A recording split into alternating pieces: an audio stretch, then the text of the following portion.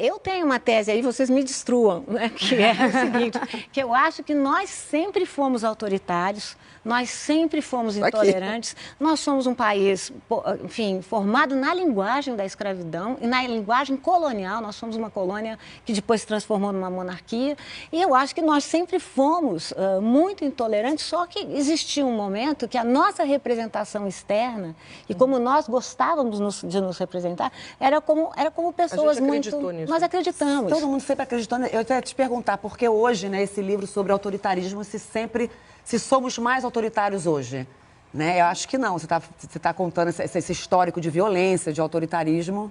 É exatamente isso, Mônica, porque o que eu tento provar aqui é porque as pessoas dizem, gente, como foi que nós viramos tão intolerantes? Quando a gente lê o livro, a gente vai percebendo ponto a ponto, momento a momento da história do Brasil, que a gente começou com a escravidão dos índios, a começo por aí, passando pelo negro e aí passando por tudo o que aconteceu no Brasil colônia e nas benesses dos nossos e passamos imperadores. Por um mandonismo, né? Ou seja, esse é um país colonizado na base da entrega dos mandonismos. Então, e eu mostro como isso está muito presente agora. A bancada dos parentes aumentou em vez de diminuir no nosso Congresso.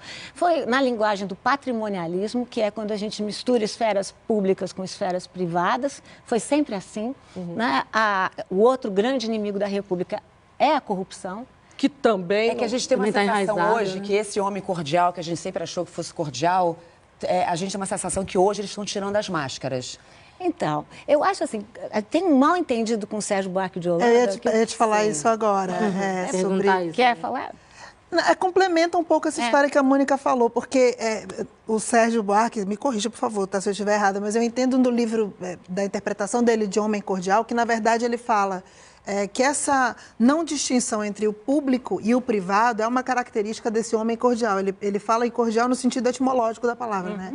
De cordial, de có e tudo. Então, que eu fiquei pensando sobre isso, se isso que ele quer dizer entre essa não distinção do público e do privado em relação ao homem cordial, se isso pode ser a raiz dessa corrupção endêmica, assim, dessa coisa enraizada na nossa cultura, digamos. Pode ser uma das raízes, né? E acho que tem um grande negacionismo, né? Eu penso que essa negação é uma espécie de sintoma do brasileiro, né? Porque, e veja como é difícil, porque o Sérgio Buarque de Holanda, ele queria, ele negar o seu livro, ele queria renegar, porque foi tão mal compreendido, porque ele dizia que cor vinha de coração e que os brasileiros só conseguiam entender na esfera privada, nunca na pública.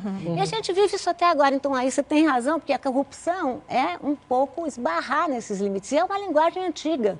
Eu conto no livro que os viajantes, eles preferiam ser abordados por piratas do que ter que desembarcar no Brasil, porque eles iam pagar uma taxa. E que Pedro I era chamado de caríssimo, não porque ele fosse muito respeitado. É porque era ele custava muito.